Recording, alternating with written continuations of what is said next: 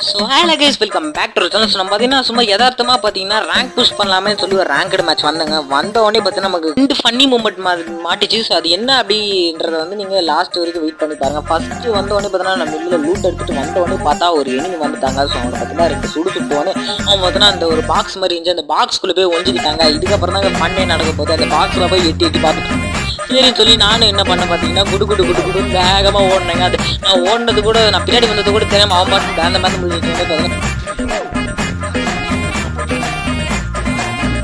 திடீர்னு பார்த்தோன்னா ஒரு எனிமி வந்தான். அவனையும் பார்த்தீங்கன்னா ஒரு தரமான ஒரு டேமேஜ் கொடுத்தேன். அதுக்கப்புறம் நாங்கள் போய் ஒழிஞ்சிக்கிட்டேன். அவன் சும்மா தலையே தான் தெரியாமல் காமிச்சா.